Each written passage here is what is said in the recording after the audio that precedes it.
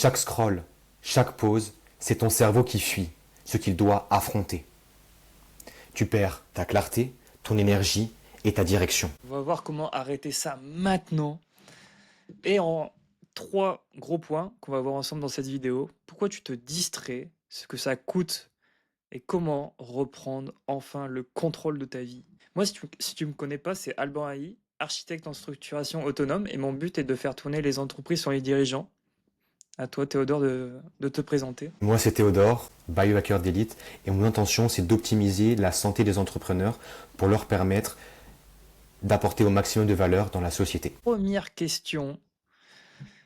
Pourquoi considères-tu que le divertissement digital est devenu un mécanisme de fuite aujourd'hui, Théodore? Avant de te répondre à cette question, je vais te donner un exemple. Parce que je n'estime pas que ça l'est que depuis maintenant. Si on revient en arrière et qu'on s'intéresse à comment est-ce que les différentes sociétés se sont développées, en prenant juste l'exemple de la Rome antique, on se rend compte que lorsqu'il y avait des combats de gladiateurs, notamment avec le film Gladiateur qui met ça en avant, il y avait les jeux et les pains, qui étaient une des premières formes de divertissement. Aujourd'hui, ça a été remplacé par les écrans, les réseaux sociaux et les jeux. La différence aujourd'hui, c'est que c'est beaucoup plus présent. Et même si dans le passé, ça a été utilisé comme un moyen d'éviter que le peuple se réveille contre tous les changements qui sont mis en place par les principautés et les royautés, aujourd'hui, on a à faire un encore plus grand changement, qui est la diminution de la conscience collective. Et donc oui, j'estime que aujourd'hui, le divertissement, ça devient une fuite, parce qu'on oublie qui on est, ce que l'on possède comme force intérieure, notre souveraineté, on est en train de la perdre. Et tout ça, ça nous amène au final à ne plus avoir de liberté intérieure et extérieure. Ça, c'est une des premières choses que je vais pouvoir te dire. C'est vrai qu'il y a une différence entre le divertissement au XXIe siècle et le divertissement, par exemple, au XXe. C'était déjà pas le même type de divertissement, ni même au préhistorique. Comment on se divertissait quand on était homme préhistorique, on jetait des cailloux sur un mur. C'est pas la même chose aujourd'hui. Ce qui se passe en fait, c'est que avant, le temps libre, donc le leisure time, c'était plus considéré comme quand tu avais fini toutes tes différentes tâches dans la journée, toutes tes obligations professionnelles et personnelles. Et à ce moment-là, tu avais la capacité, la possibilité de vaguer à tes occupations dans un contexte où tu n'es pas forcément en train d'éviter quelque chose. Alors qu'aujourd'hui, factuellement malheureusement, c'est tellement bien ficelé, la psychologie derrière l'économie de l'attention, qu'aujourd'hui on est dans un système qui t'amène à l'évitement. Ce qui se passe, c'est que moi, ce que je vois aujourd'hui, c'est que le divertissement, il vient détourner l'attention d'une tension interne. Je ne sais pas si tu es du même avis que moi, Alban, mais je remarque que énormément de personnes elles vont se divertir alors qu'à l'intérieur, elles sont stressées, elles sont vides, elles ressentent de l'anxiété, de l'ennui et une charge mentale. Et en fait, au lieu d'affronter tout ce qu'elles ressentent à l'intérieur, elles vont scroller. En fait, tu vois, le cerveau, il se dit, moi, je vais économiser de l'énergie parce que mon objectif, c'est de survivre, pas de vivre. Je vais garder ça pour plus tard, parce que c'est plus simple de le régler plus tard, parce qu'après, on ne sait pas quand c'est. Parce que tout ce qui est important, c'est le moment présent, et l'objectif du cerveau, c'est de se sentir bien en tout instant. Et comme la dopamine, tu vois, elle est câblée pour la nouveauté, la progression, l'anticipation, ben le scroll, ça devient le moyen le plus simple d'avoir un petit boost quotidien et instantané. En fait, ça marche un peu comme des Kinder Surprise. Tu dis, Exactement, c'est je vais ça en avoir un fait. nouveau jouet à chaque fois quand je scroll. Inattendu aussi. Tu sais pas à chaque fois lequel tu vas obtenir. C'est ça ce qui se passe. Mais à côté de ça, tu vois, les gens quand ils vont commencer à scroller, eh bien en fait ils vont changer de mode mental. Ils vont plus être conscients. Tu sais, la conscience, c'est quand tu sais ce que tu fais, pourquoi tu le fais, et qu'est-ce que ça va te donner au final comme résultat. Alors que là, tu te retrouves dans un mode automatique, en mode pilote automatique. Et ton cerveau, il est bombardé de beaucoup trop d'émotions différentes. Tu vois, tu passes d'une vidéo triste, puis drôle, après c'est effrayant, c'est inspirant, et en fait, tu n'as plus le temps de juste traiter les émotions, parce que tu passes du tout au rien. Au final, en fait, ce qui se passe, c'est que tu es juste en train de consommer, sans digérer, tu vois. Et petit à petit, en fait, le cerveau, il commence à s'habituer rester dans une émotion, pas assez longtemps, et donc au final, il cherche en permanence le changement et la variation qui est le scroll. C'est aussi une manière aussi de reprendre le contrôle, tu vois. De se dire, ok, quand je scroll avec mon téléphone qui est là, je reprends le contrôle dans un monde en perpétuelle évolution. Il y a tellement de nouveautés qui arrivent aujourd'hui que scroller, c'est une manière que le cerveau perçoit comme j'ai le contrôle si je veux décider de continuer ou pas de regarder cette vidéo. C'est dans ce sens en fait que c'est une prise de contrôle. Et le cerveau il cherche le contrôle parce que c'est la sécurité, la survie. Mm.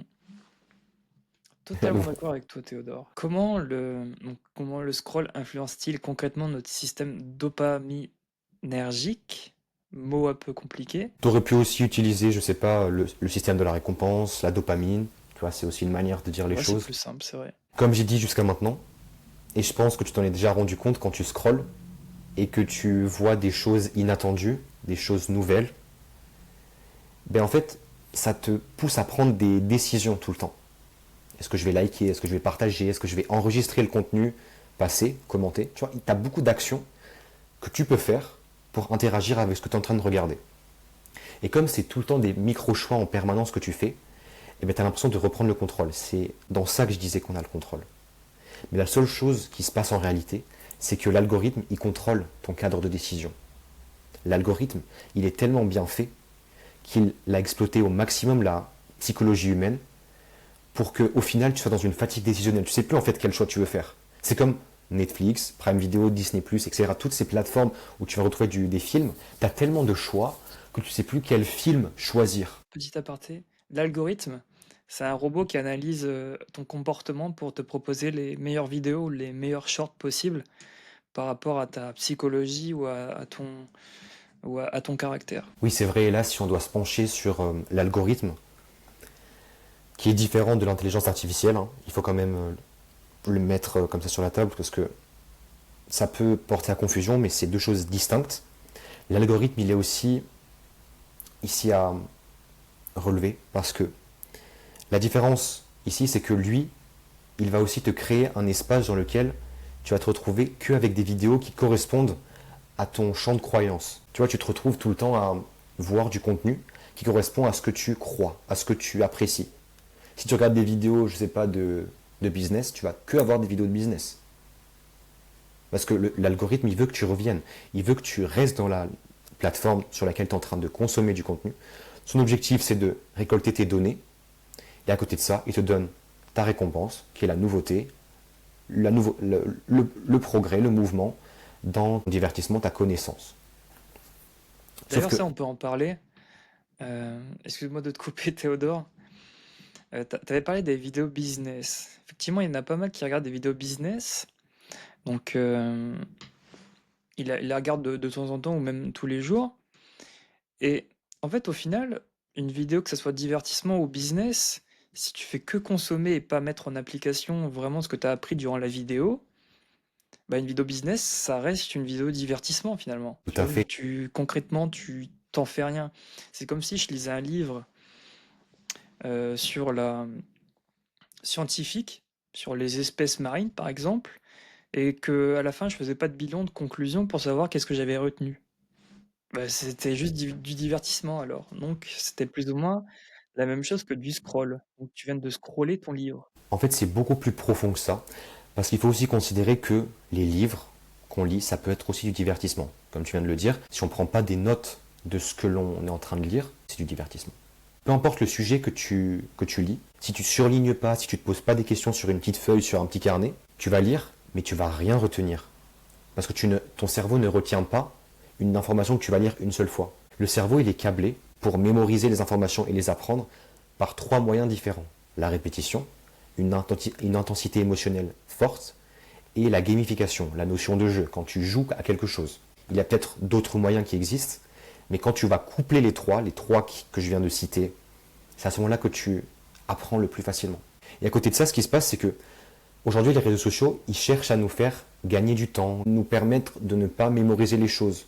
Je ne sais pas si tu te rends compte, on a tous nos numéros de téléphone, nos notes, nos vidéos enregistrées, nos photos, toutes ces informations, on les a sorties de notre tête pour les déléguer à un outil qu'on utilise au quotidien. Sauf qu'en fait, il faut se dire que ben, comme un grenier. Tu sais, ceux de nos grands-parents à la campagne, ou pour certains, quand il est rempli, il faut, pour pouvoir mettre autre chose, enlever des choses.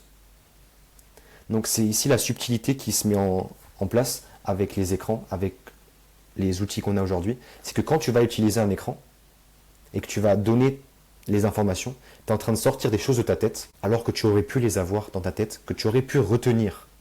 Parce qu'il ne faut pas se dire que l'écran, il va tout faire à ta place. C'est un très bon outil qui a été vraiment très bien développé. Mais au final, c'est toujours l'humain derrière qui va faire les actions.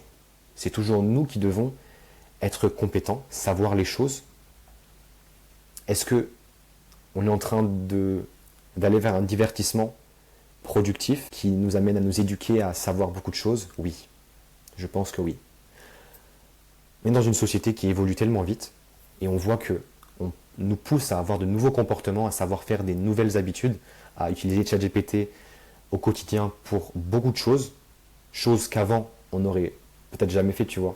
On est tout le temps en train d'utiliser ChatGPT pour poser des questions, parfois qui ne sont pas si importantes que ça, mais c'est une sensation de rassurement intérieur qu'on n'avait pas avant, ou pas aussi fréquent. Et ça te crée un besoin de savoir, savoir, savoir. Sauf que des fois, quand on sait trop, on ne passe pas à l'action. Et trop savoir, c'est aussi un divertissement. Parce que le passage à l'action, c'est le seul facteur qui t'amène factuellement à changer ta vie. Tout simplement. Et donc à la réussite. Et à la réussite, ou aux échecs, aux tentatives, aux erreurs.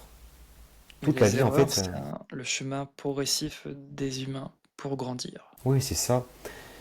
Et je sais pas toi si tu te rends compte, mais au fur et à mesure qu'on cherche tout le temps à éviter la douleur, tu vois, tout le temps à vouloir se dire qu'on va repousser tous les moments où on se sent mal et qu'on veut de la récompense immédiate avec les réseaux sociaux, mais au final, on est en train d'habituer notre cerveau à ne pas être capable de prendre des décisions importantes dans notre vie. Ah oui, on est clairement dans un monde de confort. Un monde de confort, un monde où on est assisté, on laisse les autres choisir à notre place, et ça nous plaît, et on est d'accord, et on fait comme si on était consentant, quoi. Enfin, c'est dans le sens où il y en a certains qui ne sont pas contents, qui estiment qu'ils sont assez intelligents, et c'est pour cette raison qu'ils ne font rien, alors qu'en fait, ils voudraient faire des choses, sauf qu'ils ne sont pas assez courageux, peut-être dans leur personnalité, dans leur manière d'être.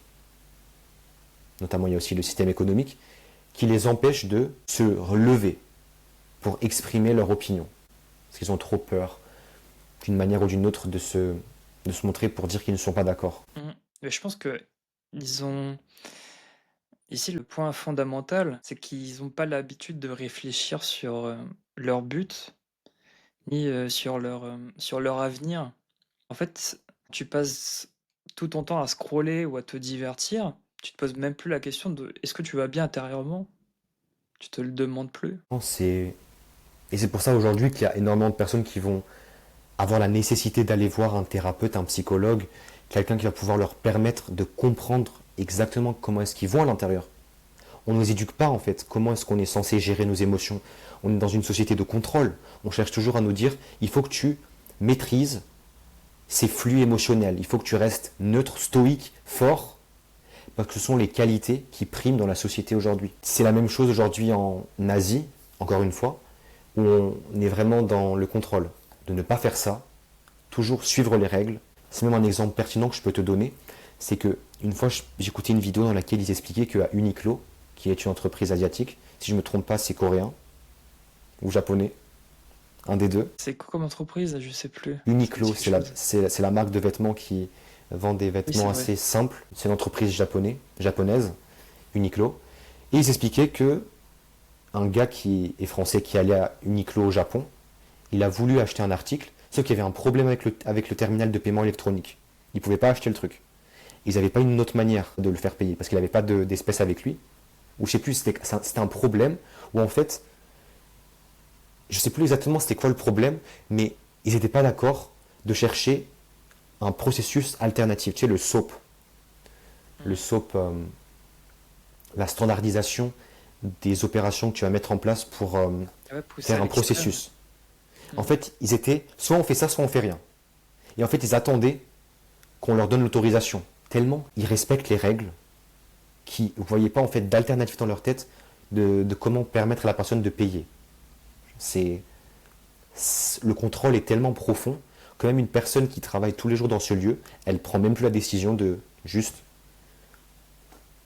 proposer quelque chose qui va pouvoir à la personne d'acheter l'article qu'elle veut acheter. C'est dans ça qu'on retrouve le contrôle.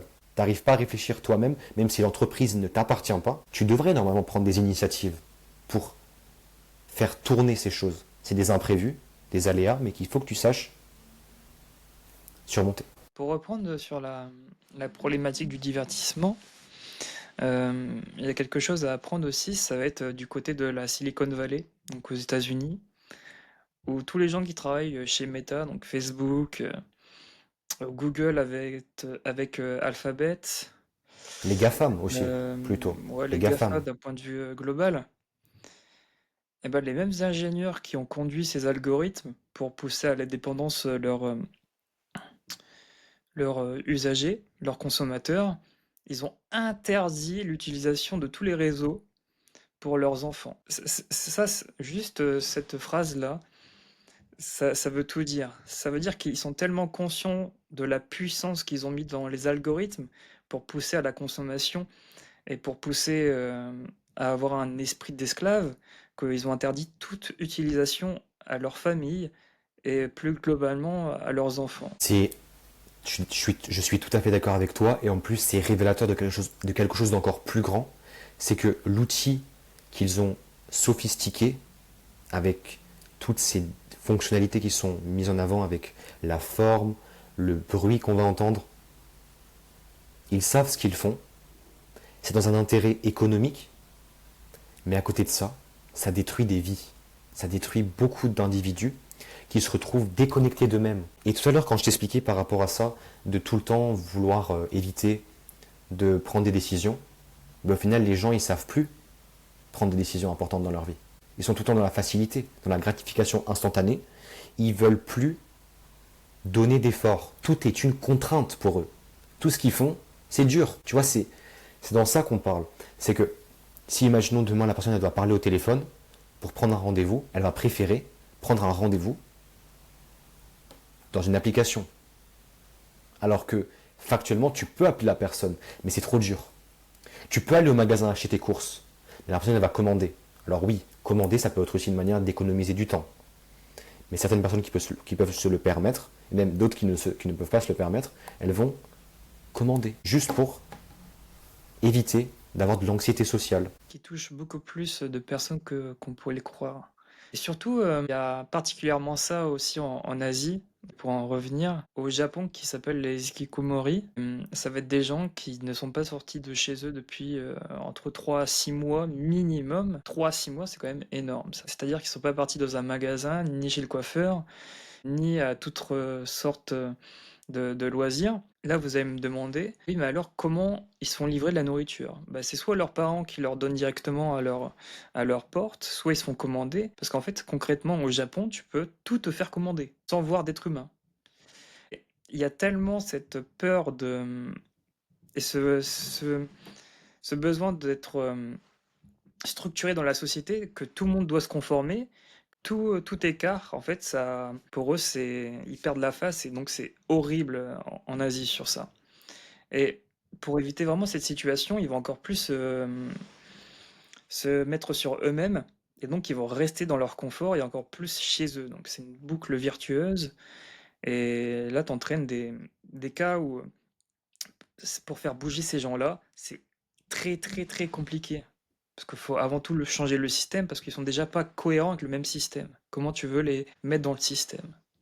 C'est ça la question. Si je comprends bien, là, ce que tu es en train de me dire, c'est que ces personnes qui sont, si j'ai bien compris, dans la phase terminale du capitalisme, qui est de tout faire eux-mêmes, qui sont déconnectés de la nature, qui cherchent que à éviter son prochain, ces personnes ne vont pas bien.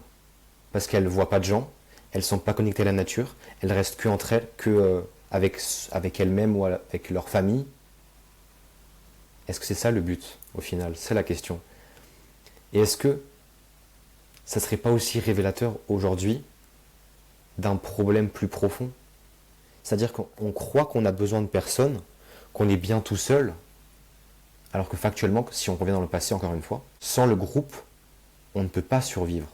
Et même si aujourd'hui ce sont des individus qui peuvent coexister dans cette société hédoniste, confortable, on se rend compte que ces personnes qui permettent de mettre en place ces services, si elles n'étaient pas là, cette personne ne pourrait pas survivre. Parce qu'elle prend le choix de s'isoler elle-même pour ne pas être avec les autres. Mais si aujourd'hui ces personnes qui sont autour d'elle, qui lui proposent ces services, arrêtent de mettre en place ce qu'elle propose, cette personne va être obligée de revenir à un moyen conventionnel. Chose qui, je ne pense pas qu'il va se passer, mais c'est ce qui peut se passer si on fait un retour en arrière. Je pense qu'on met tous, chaque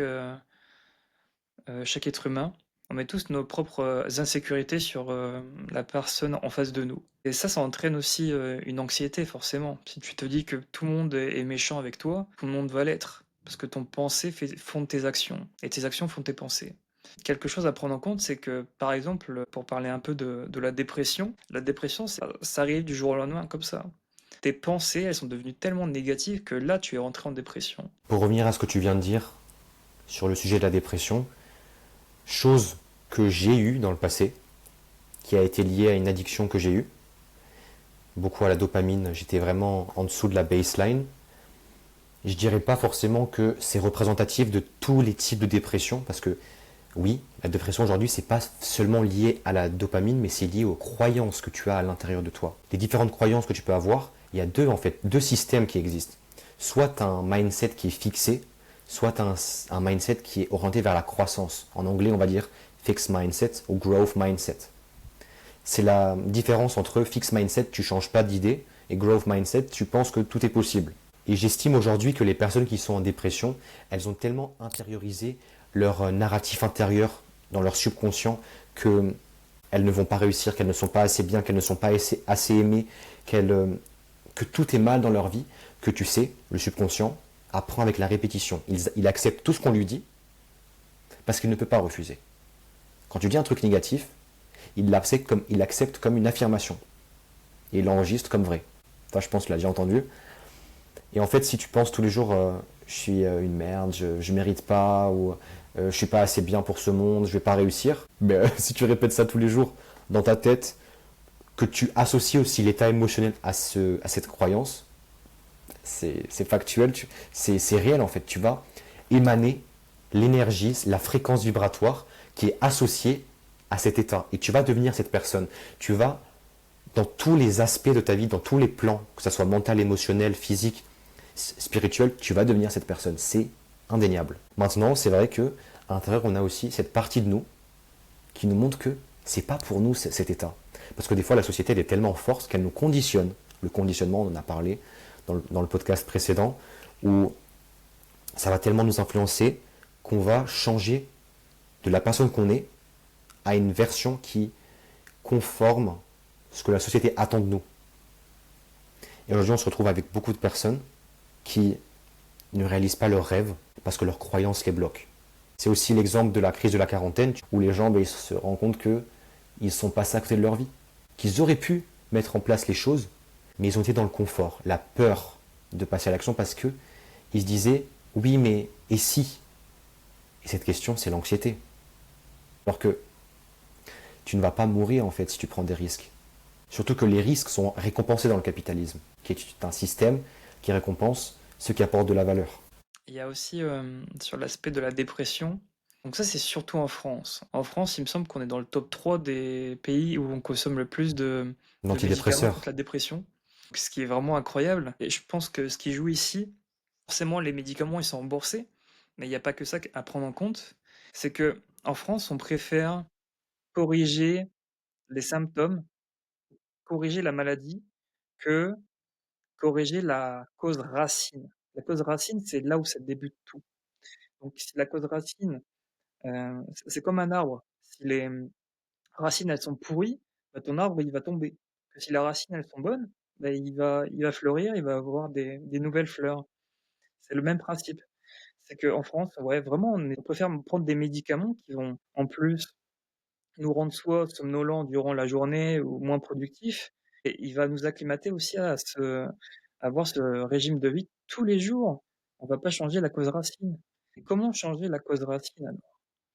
La cause racine, c'est les conseils les plus bidons, les plus basiques que je peux te donner. Déjà, mieux manger. Oui, mieux manger, OK, c'est tu vas nous dire: «Ouais, mais c'est C'est facile basique. à faire». Mais c'est les conseils les plus faciles à faire qui sont pourtant les plus durs à mettre en place. Et tous ces conseils, tu les connais déjà. C'est comme aller marcher entre 15 et 30 minutes tous les jours. C'est pas pour faire plaisir, c'est parce que ça a un réel engouement et un réel bénéfice pour ton corps de le faire, justement. Je rejoins tout à fait ta vision des choses. Et pour en revenir encore une fois à la dépression, c'est pas quelque chose qui va arriver du jour au lendemain. C'est des micro-décisions qui se sont transformées en habitudes, qui se sont accumulées sur le temps et qui, après, par la suite, ont impacté cet état interne que tu as accepté comme vrai. Il y a une différence entre le réel et la réalité. Ta réalité, c'est ce que toi tu vois. Le réel, c'est l'ensemble de toutes les réalités qui existent. Et là, si on réfléchit correctement sur ce que on vient d'aborder, c'est que oui, la société, elle cherche tout le temps à soigner le symptôme, corriger le symptôme. Alors que c'est ça en fait qui fait rapporter le plus d'argent. Il y a toujours derrière tout ce qui est en train d'être mis en avant, en place, l'intérêt économique. Ah, tu vois, les thérapies, ça coûte plus cher que les médicaments. Les médicaments et les compléments alimentaires, c'est plusieurs milliards. Alors qu'aller à la salle de sport, qui est mieux que le complément alimentaire, qui va te donner plus de résultats sur le long terme, ça va être meilleur. Tu vois, c'est l'équation de la valeur d'Alex Hormozy qui explique qu'il y a deux métriques au-dessus et en dessous, numérateur, dénominateur. Voilà, effort, sacrifice, temps. Ah, le triangle. Non, c'est une Je équation. pensais que c'était un triangle. Donc l'équation, elle va contenir au-dessus le résultat rêvé, la probabilité d'obtention, le délai d'obtention et les efforts et le sacrifice que tu vas mettre en place. Et bien on se rend compte aujourd'hui que le complément alimentaire, il va être plus simple que d'aller à la salle de sport ou peu importe le sport que tu veux faire, c'est plus simple parce que le cerveau, encore une fois, il cherche des raccourcis, il ne cherche pas à donner des efforts. Et aujourd'hui, on se retrouve dans une société où les gens sont de plus en plus faibles, ils évitent la douleur au maximum et c'est la raison principale qui les amène aujourd'hui à souffrir. Si on est tout le temps en train de se sentir bien, on n'est pas en train de nous développer, on n'est pas en train d'expérimenter. Parce que le confort, si on doit le définir, c'est une zone dans laquelle tu te sens bien. Si tu restes tout le temps dans cette zone où tu te sens bien, tu ne peux pas aller dans cette zone où tu ne te sens pas bien, même si peut-être que dans cette zone où tu ne te sens pas bien, tu obtiendras ce que tu veux. Je ne sais pas si c'est simplement dit, mais peut-être que dans ta zone de confort, il n'y a pas ce que tu veux avoir. Et peut-être que pour obtenir cette chose que tu veux, que tu désires à l'intérieur, plus profond de toi, il faut que tu sortes de cette zone, que tu l'élargisses progressivement. Ou alors, tu dois y aller d'un seul coup et ne plus jamais revenir dans cette zone de confort. C'est de ça qu'on La parle. première chose à faire ici, si tu veux vraiment changer des habitudes maintenant, c'est de prendre toi, et tu te dis, je veux être comme ça. Ok. Donc tu te dis, dans 2 ans, je veux gagner X euros tous les mois, je veux pouvoir voyager tous les jours comme je veux. Ok. Maintenant, tu prends ce idéalisme et tu regardes quelles sont les bonnes habitudes à prendre. Comment, comment ton futur toi, il pourrait avoir ce style de vie avec les habitudes que tu as maintenant. Donc, tu prends les habitudes euh, dans le futur et tu les recalques sur maintenant. Et là, toutes les petites actions, les micro-ajustements, ils vont vraiment pousser à que tu aies cette vie, euh, cette vie épanouie notamment. Oui, mais tu vois, on revient toujours à ça. C'est que on cherche de plus en plus à nous dire qu'il ne faut pas... En fait, on cherche tout le temps à nous donner la facilité, la récompense immédiate. Ce qui au final va habituer les gens à ne pas faire les choses simples, même si c'est les choses simples accumulées sur le temps qui vont donner des résultats. En fait, le problème, c'est qu'aujourd'hui, les gens ils sont surstimulés de dopamine. C'est un fait. Beaucoup trop de personnes sont en mode survie. Dans le dernier podcast, on expliquait par rapport au système nerveux où il y a un mode qui se nomme sympathique, dans lequel tu vas être soit en réaction de fuite, de combat ou de figement. Et quand tu es en surcharge d'informations, ton mental, il n'arrive plus à gérer les informations et tu n'arrives plus à réfléchir clairement. Et à ce moment-là, tu te retrouves figé. Tu n'arrives plus à agir parce que tu as trop d'informations. C'est comme si tu avais arrosé beaucoup trop une plante avec de l'eau. Elle n'arrive plus à absorber l'eau tellement elle en a. Et donc après, ces feuilles, elles vont tomber, elle va commencer à devenir malade. C'est exactement ce qui se passe aujourd'hui. C'est que on exploite notre dopamine en nous récompensant, en ayant beaucoup de connaissances, mais au final, même si on a la connaissance qui est, entre guillemets, celle qui nous donne le pouvoir de savoir ce qui est bon ou pas, que la conscience, ça ne nous permet pas de passer à l'action pour beaucoup. Parce que derrière tout ça, il y a les filtres qu'on se met nous-mêmes, les biais cognitifs, qui nous empêchent de passer à l'action. Même tout à l'heure, on n'a pas défini ce que c'était une addiction. C'est quelque chose que tu ne peux pas t'arrêter de faire. C'est quand tu deviens anxieux, quand tu n'as pas cette stimulation. Aujourd'hui, une personne qui fume pour éviter un problème émotionnel, parce qu'elle ne se sent pas bien, et qu'elle fume à chaque fois qu'elle a ce problème, elle ne règle pas son problème. Elle l'évite. Il y a un besoin de conformisme aussi. Oui, en fait, c'est une mauvaise habitude, c'est un besoin compulsif qu'on a à l'intérieur. Mais à côté de ça, on a les enfants qui sont encore plus vulnérables. Je ne sais pas si tu te rends compte, mais il y a tellement d'enfants qui sont dans une situation où ils vont avoir un téléphone, une tablette, un ordi, un bas âge. Dans le sens 11-12 ans. Déjà maintenant, ils ont tout ce tout ce dont ils ont besoin pour se connecter à Internet. Je sais Et pas si les tu connais il y a un nom à ça justement, c'est les... iPad Kids, Ouais, oui, j'en ai entendu parler, c'est pour ça que je l'aborde aujourd'hui. C'est même le phénomène de brain rot, tu sais, qui vient à côté pour expliquer que le cerveau pourrit par la consommation excessive de ce type de contenu. Le cerveau, et peut-être je vais te l'apprendre, parce que je l'ai appris moi-même, il fonctionne en deux modes différents. Le premier, c'est le mode analogique. C'est celui dans lequel tu vas être très émotionnel. C'est notamment le cas des enfants qui prennent beaucoup d'émotions, enfin beaucoup de décisions émotionnelles, vu que leur cortex préfrontal, cette zone devant leur cerveau, enfin le front, n'est pas encore assez bien développée. Et c'est cette zone ici qui est pour la prise de décision. Et comme cette zone n'arrive pas à leur permettre de bien réguler leurs décisions, mais ils sont toujours dans le scroll. Si aujourd'hui tu vois des enfants dans un magasin, dans les transports en commun, dans la rue, peu importe où tu vas, tu peux voir des enfants qui scrollent. Et quand leurs parents leur prennent leur appareil, ils font une crise. Ils sont énervés. Parce qu'ils sont moins stables que nous, par exemple. leur cerveau il n'est pas encore construit au maximum et les schémas neuronaux aussi. Donc ils seront beaucoup plus émotionnels que rationnels. Et ça c'est un vrai Oui, problème parce que quand tu es dirigé par tes émotions, bah, tu t'en fous des gens autour de toi. parce que tout ce qui est important, c'est comment toi tu te sens. Alors que c'est pas toujours comme ça. Tu vois, aujourd'hui, si les enfants ils sont aussi livrés à eux-mêmes, c'est aussi, encore une fois, ça revient à que les parents n'ont pas assez le temps de s'occuper d'eux-mêmes. Et donc, quand toi tu vas pas bien, comment est-ce que tu veux aider ton enfant ou quelqu'un d'autre à aller bien quand toi tu ne vas pas bien? Tu vois ce que je veux dire? Tu peux pas aider quelqu'un à aller mieux si toi tu vas pas bien. Mais tu vois, pour en revenir que c'est toujours la même chose en fait, le même schéma. C'est que comment on va pas bien, enfin comment on va bien de ce coup-là en France, ben, on prend des médocs, on s'occupe pas de la cause racine. Et donc même ton futur, bah, ils vont prendre des médocs aussi. Et puis voilà, t'as fait une lignée de médicaments. Même chose. En fait, on choisit la facilité, tu vois. On revient toujours à la même chose. On cherche pas l'effort, on cherche la facilité. L'enfant il pleure, tu lui donnes le téléphone, et voilà. Il est calme. Bon, on se Sauf que demande pas avant. pourquoi il est calme d'un seul coup. Ça, on se demande pas. Ben non, parce qu'on se dit que le problème il est éteint. Alors que malheureusement, ce qui se passe aujourd'hui, c'est que les gens ils veulent pas comprendre comment leurs émotions fonctionnent, et ils se retrouvent tout le temps à penser que c'est un problème les émotions. Alors que les problèmes, les émotions c'est pas un problème. C'est une information que ton corps te donne pour savoir si tu es dans la bonne direction ou pas.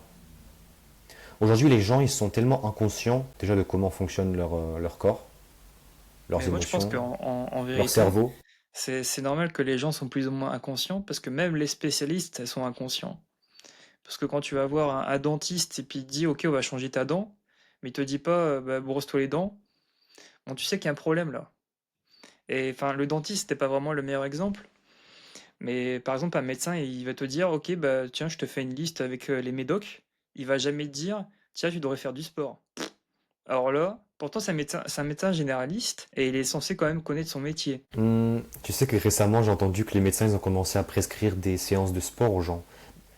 Une ordonnance où ils décrivent faire du sport, Ah, ça, dormir j'ai jamais plus. vu. Si, J'ai si, jamais si vu. tu, si tu lis sur internet, il y a des témoignages, il y a des. Aussi, je pense que c'est passé à la télé, même si moi je regarde pas du tout la télé. Ce que je veux te dire, c'est que j'ai entendu des choses comme ça. Que les médecins vont prescrire aux personnes âgées de faire du sport. Donc ça commence, c'est progressif, mais il faut le faire aussi. C'est toujours plus simple à dire qu'à faire. Là, si la première étape est déjà faite, et entre guillemets, ça va être une très très petite minorité, les médecins qui prescrivent ce genre d'ordonnance. Parce que avant de pouvoir véritablement passer à l'action, il faut déjà avoir cette connaissance, bien sûr. Donc si on te dit que le sport, effectivement, c'est bien, et qu'on t'a jamais dit que c'était bien, bah, après, c'est la deuxième phase, c'est comment se mettre au sport. Comment? Normalement, tu devrais y aller tout de suite avant de se poser la question, mais bah, sur les gens, comme ils sont très peu réceptifs, enfin, ils sont très très réceptifs à la douleur, comme ils n'ont jamais vécu des expériences traumatisantes ou la vie dure, comme au XXe siècle, par exemple. Forcément, là, ça va être plus compliqué. Non, mais c'est exactement ça qui se passe. Les gens ils vont tellement se poser des questions pour quelque chose qui est évident. Encore une fois, c'est pas non plus très représentatif, mais tu vois, moi, à l'intérieur, quand j'y réfléchis, je me rends compte que à l'intérieur, tu le ressens. Je sais pas si c'est le cas pour toi, mais moi personnellement, je le ressens que, en fait, on est libre, mais on se bloque inconsciemment. C'est-à-dire que je sais à l'intérieur, mais je sais pas comment t'expliquer. J'ai cette connaissance que oui, il faut qu'on fasse du sport, mais pas dans le sens une connaissance théorique et sérieuse. C'est que je sais émotionnellement que j'en ai besoin et que on se met des limites nous-mêmes par les différentes activités, par le mode de vie, le lifestyle, alors que peu importe si le monde il évolue, notre corps il est toujours physique, il a besoin de mouvement. On en vient ici à une méthode un peu intéressante que je vais aborder, que j'ai récemment lu dans un e-book qui venait mettre en avant comment est-ce qu'on est censé traiter l'anxiété, qui est une chose que beaucoup de personnes expérimentent, je pense tout le monde expérimente de l'anxiété à un moment ou à un autre dans sa vie. Et comme on ne nous éduque pas du tout sur nos émotions, ni à l'école, ni rien du tout, nulle part en fait. C'est pour ça que je voudrais juste en parler rapidement, pour expliquer comment ça fonctionne. D'ailleurs, j'en avais parlé dans ma vidéo. Cette méthode, elle est basée sur une méthode anglaise. C'est un acronyme en 5 lettres. L'acronyme, c'est ALARM. Donc les mots, ils sont en anglais. Je vais dire ce que ça veut dire. Comme ça, je vais le traduire, même si c'est des mots quand même assez simples. L'acronyme, il veut dire Acknowledge, Label, Accept, Refocus, Move on. Acknowledge, c'est reconnaître. Label, c'est nommer. Accept, c'est accepter. Refocus, c'est se reconcentrer. Et move on, c'est continuer. Cette méthode, elle te permet déjà de reprendre conscience de quelle émotion tu ressens, de la nommer. Par exemple, quand tu te sens pas bien, j'ai mal au dos, et tu te dis j'ai mal au dos. Mais tu dois te dire ok, c'est un symptôme que je suis fatigué, c'est un symptôme que je suis sous tension, c'est un symptôme que je suis anxieux. Mais c'est pas forcément la fin. C'est juste un signal que ton corps t'envoie pour que tu puisses changer les choses. Il n'a pas le même langage que le langage verbal. Il doit te communiquer les choses d'une manière ou d'une autre. Il ne va pas te communiquer quand tout va mal. C'est pour ça que le corps il fait toujours de la prévention, mais parfois on ne s'en rend pas compte. Ensuite, quand on arrive à nommer cet état qu'on ressent, on doit l'accepter. C'est-à-dire qu'il y a un problème aujourd'hui. Comme je t'ai dit tout à l'heure, on cherche à nous pousser à croire qu'il faut qu'on contrôle nos émotions. Il faut les régler. C'est un problème, les émotions. Si on ne se sent pas bien, vite, il faut que je me sente bien. Alors qu'en fait, l'émotion, c'est comme un nuage dans le ciel. Est-ce que le nuage, tu peux l'enlever? Il n'y a pas d'aspirateur pour l'enlever, tu vois. Ça ne marche pas. Il faut en fait que tu le laisses passer. Il va faire sa route. Il va passer. C'est pas comme ça en fait que les émotions elles fonctionnent. Et pourtant, c'est comme ça qu'on nous pousse à croire qu'elles fonctionnent. Et donc c'est pour ça qu'on prend des médicaments et qu'au final, on ne règle pas nos problèmes. On les enfouit comme un ballon sous l'eau qui au final va ressortir de l'eau encore plus fort. Parce qu'on a mis trop de pression. Après l'acceptation des émotions, il faut que tu te refocuses. C'est-à-dire que dans le sens, tu vas continuer à faire ce que tu as à faire, même si tu te sens pas bien. Tu restes en fait avec l'état négatif. C'est-à-dire que moi au début, et je vais pas le cacher, je vais te l'avouer, hein, quand je faisais les vidéos, des fois j'avais beaucoup d'anxiété. euh, Même dans beaucoup de vidéos, je cligne trop des yeux. Et ça, c'est une manière que mon corps il va trouver d'exprimer que je me sens pas bien, que je me sens pas en sécurité. Tu vois, c'est la peur du jugement, le perfectionnisme. Tu as un jugement en direct, alors que en fait c'est juste une caméra, tu vois. Il n'y a personne qui me voit, mais il y a quand même déjà la prise de conscience qu'après ça va être vu par quelqu'un. Et après, move on, la cinquième étape, c'est de continuer ce que tu as à faire, même si tu ne te sens pas bien. Enfin, ça va ensemble avec la quatrième étape. Donc je ne sais pas si tu as déjà entendu une méthode similaire. Je crois que tu apprends la même méthode dans Pouvoir illimité d'Anthony Robbins, je crois, il me Ouais, c'est semble. ça. Après, tu vois, pas tout le monde l'a lu non plus, ce livre. Ouais. Et en vérité, même moi qui l'ai lu, je l'ai pas encore terminé. Mais en fait, c'est un livre qui est vraiment focalisé sur la pensée, donc pour ceux qui connaissent pas. Et ça va te montrer. Donc ici, l'objectif de ce livre, c'est changer la cause racine. C'est ce qu'on parle en priorité là, dans cette vidéo, c'est comment changer le symptôme profond et pas le symptôme visible. Donc c'est pour ça que c'est un livre assez compliqué aussi à mettre en place dans sa vie, donc je ne conseillerais pas forcément à tout le monde. C'est d'ailleurs pour ça que j'ai pas lu entièrement ce livre, parce qu'il y a des étapes qui restent à faire et qui doivent être faites avant de passer à la suite. Mais Comme un ouais, jeu, c'est quoi. plus ou moins la méthode que tu as dit, hein. C'est comme un jeu, tu vois. Tu peux pas passer à l'étape suivante si tu n'as pas fait les différentes quêtes, missions qui vont te permettre de level up ton niveau pour que tu passes du niveau 1 au niveau 2. Et pour passer à ce niveau, il faut faire les actions. Sinon, encore une fois, tu te divertis. Au bout de ce podcast, tu auras appris énormément de choses de comment est-ce que fonctionne ton cerveau, comment est-ce qu'il va mettre en place des habitudes et des schémas mentaux qui vont l'amener à se conformer à la société, ce qu'elle attend de toi. Mais aujourd'hui, le vrai combat, c'est de reprendre conscience de qui tu es à l'intérieur. Est-ce qu'aujourd'hui, tu vas rester dans cette situation dans laquelle tu te trouves, ou alors tu vas chercher à changer progressivement. Le pouvoir restera toujours entre tes mains, et tu ne peux pas penser que quelqu'un viendra te sauver. Malheureusement, ça ne sera pas le cas. On est dans une société, on est dans une société de plus en plus individualiste, qui cherche et qui tend vers l'égoïsme, même si ça va dépendre encore une fois des sociétés. En une seule phrase, tu es le seul qui peut changer les choses. On est seulement là pour te guider, pour te donner des conseils et te refaire monter ta conscience des choses. Tu n'es pas sur Terre pour souffrir, mais tu es là pour accomplir la raison pour laquelle tu as été créé. On est des êtres humains qui ont été créés. Notre objectif, c'est de créer, d'évoluer. Si tu ne fais pas ça, tu es à la merci et tu es dans l'esclavage. Est-ce que c'est ce que tu veux? Je ne pense pas. Tu as été né libre et tu dois normalement, si tu reprends ta souveraineté intérieure, devenir libre à nouveau. Et mourir libre.